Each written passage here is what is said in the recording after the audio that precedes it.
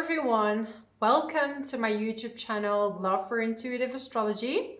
So today I will talk about the year of 2025 for the sign of Pisces. So I recommend you to watch this video if you have your sun, your moon, or your rising sign in Pisces. But most accurate is the rising sign and sun sign, okay? I will explore in this video all the best months for you to travel, money months, and we're going to talk about the outer planets and the planets that are going to move signs and where that is going to be for you. So I'm very excited to share this with you, Pisces. So let's begin and check this whole year. So we're going to start off this year with Mars retrograde, okay?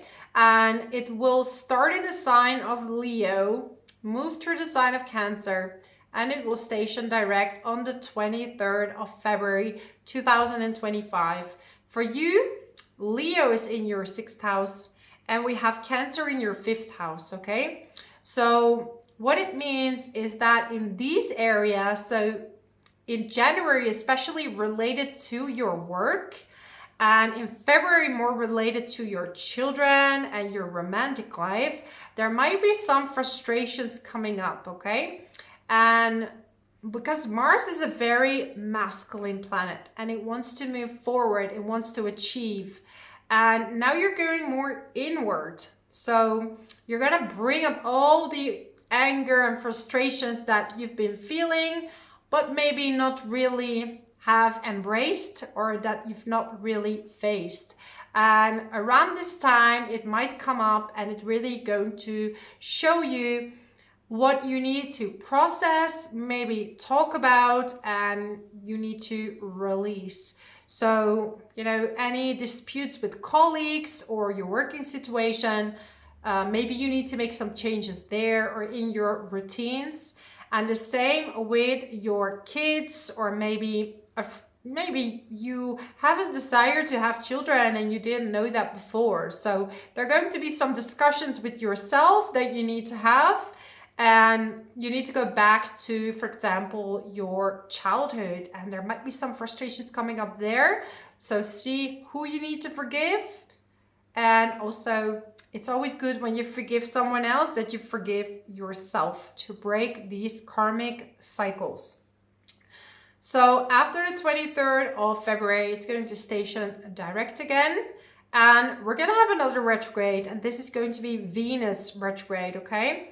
And Venus will station retrograde on the 1st of March in the sign of Aries.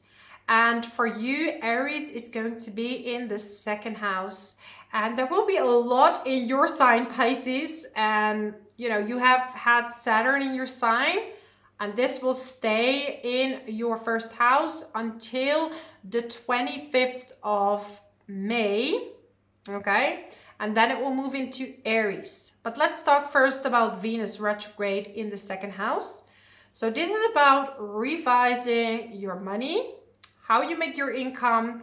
Do you need to make some changes there, right? And you already have Chiron there. And between the 25th of May and the 1st of September, Saturn is going to dip its toes. Wow, I couldn't say that. Dip its toes. Yeah. Dip its toes in the 2nd house, okay? So you're gonna feel a bit of restrictiveness when it comes to your money. So it's very important that you reorganize how much you are spending, how much you are earning, and make a good balance out of that. You're also going to look into your worthiness. How much am I worth?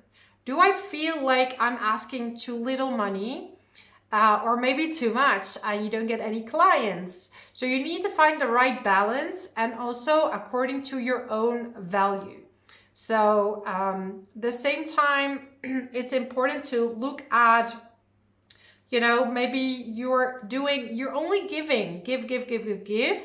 And that doesn't give you enough energy to focus on the right project. So it's about narrowing it down and making a good financial plan.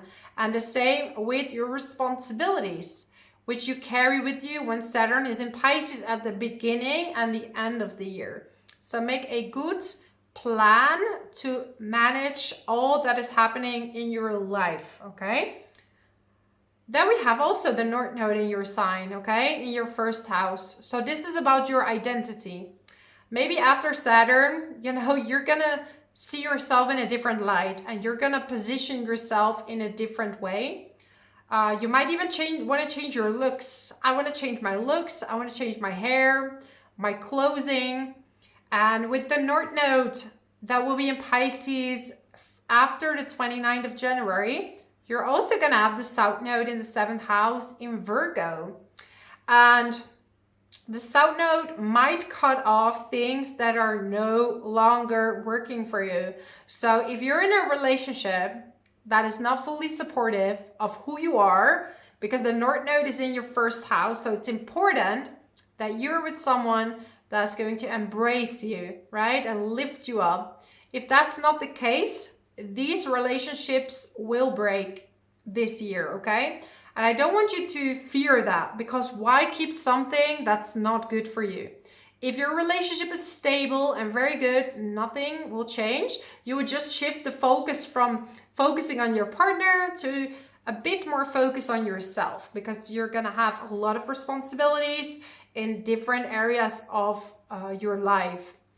If you're single, you might be attracting someone from the past, okay? Someone might be coming back, and with the South Node in the 7th house, this could be a soulmate that you have unfinished business with from past lives, and this can get actually very serious. Not only do you have the South Node in the 7th house, after the 9th of June, Jupiter will be in your 5th house. And since Jupiter is exalted in Cancer, it might also trine your Sun, Moon, and Rising at some point. And this is just really beautiful for love. So if you're looking for love, this could be a wonderful time to put yourself out there, okay? So especially the second part of 2025 is very good for love. It's good for children. So if you want to get pregnant or you want to have children, this is a beautiful time, okay, to conceive. Not just conceiving children, but also conceiving hobbies. Doing something that maybe you did as a child, because when we look at the 5th house, this is children, but this is also your own inner child. Like maybe you really enjoyed doing something when you were little. You kind of let that go, and now you're going to pick it up again. So you're going to find this fun again into embracing these hobbies. So up till June, Jupiter will be in the 4th house, emphasizing buying a house, selling a house. So if you want to sell a house, rent a house, buy a house, redecorate a house, it's good up till June. This is the best time for you to do that, okay? Unless it's a hobby for you to sell houses, okay? Because Cancer is in the 5th house. If you're doing that as a hobby, it might actually surprise you that it can bring some good stuff to you, okay? Uranus is going to move in the sign of Gemini on the 7th of July, and it's going to stay there until the 8th of November, okay? So Uranus in the 4th house can bring a little bit of restlessness. So in the 3rd house, in Taurus, it brought you a lot of good ideas, a lot of out-of-the-box thinking. You had idea after idea after idea, and probably you couldn't manage all those ideas. So it's very smart to write those ideas down when Uranus is in Taurus. And when Uranus is in the 4th house, it can create a bit of restlessness, right? You could feel a bit restless, especially in your own house, in your own home, right? You cannot sit still. And sometimes you could even move a few times over the years when Uranus is in the 4th house. I don't want you to fear that, because it can also give you a lot of good things, and it also makes you realize that you shouldn't attach to one place, But, and I had this beautiful sign in my other apartment and I forgot to bring it. And it says, home is where the heart is. And this is very applicable to Uranus in the 4th house. You might even want to live in a community or in a like out of the box housing situation, sharing or a collective home. Yeah, whatever floats your boat, go after that, okay? It can be as much out of the box as you want it to be. You can also just travel and see where life takes you, okay? I talked about Saturn in the 2nd house, but we also have Neptune moving in your 2nd house on the 30th of May. So just after Saturn is moving, and it's making a conjunction with Neptune in the 2nd house. So Neptune is kind of making things foggy, making things unclear. But the good thing is that Saturn is going to ground Neptune, okay? And Neptune in the 2nd house could really make you spend a lot of money and you're not really seeing how much money is going out. But Saturn is giving you this reality check. And these planets are going to dance around each other for basically the whole year, okay? So in a way, it's good. It's really important for you to balance your spending and, you know, how balance your money management. This is a very important thing. What else can I tell you? I talked about the nodes, talked about Saturn.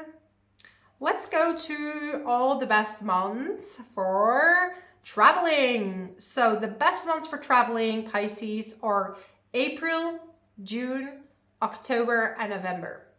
And then we have the best planets for your health, which are going to be July and August. Okay, are the best. Is that July and August? Yeah. Mm-hmm. Yes, no. Yes. Money months, okay? Money months. Even though there might be some restrictions in your money, still the best months of the year are March and April. And you need to save bit by bit by bit, okay? Very important, saving this year. Love months, okay? Love is in the air because you're gonna have opportunities for love between January and September. These are, am I saying that correctly? January till September? No. Is it? How did I get to that conclusion? If I may ask. No, it's June, okay? June, yeah, May until the end of the year, okay? Probably I was tired by the end of the notes. I'm so sorry, Pisces. So it's going to be May until the end of the year. So that's gonna be the biggest part for love, okay? And the 5th house is not, it's more about romance, so it can still be like dating. 7th house is really serious relationships. So I'm gonna leave it up to you how you want to, you know, how you're gonna see this. You're gonna choose if you want something serious or if you just wanna have fun. Both are okay for, you know, both are okay. Pregnancy, conceiving is best after June, 2nd part. Career months, July, August, November and December, okay? These are your career months. Then we have your months for moving is January up till June are going to be the best months to move, sell, buy, redecorate, and all that stuff, okay?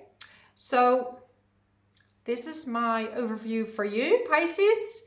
Thank you so much for being here. Let me know in the comments, what are your plans for 2025? What are you gonna be up to? Yeah, I would love to hear from you. As well, I would like to share with you that in 2025, I'm going to have so many retreats. I have a lot of retreats planned that are focused on meditation and astrology. So intuitive astrology, we're gonna do astrology workshops to learn about astrology, to learn how to read your own chart. I'm going to teach you how to activate your own intuition and really grow out of your patterns and focus on growing spiritually and transform your life so you can attract the things that you would like to attract in your life. So check my description box below for readings or retreats and all that stuff. And thank you so much for being here. I really appreciate you. I'm wishing you a happy new year and the best 2025 with many, many blessings. Thank you. Bye-bye, Pisces.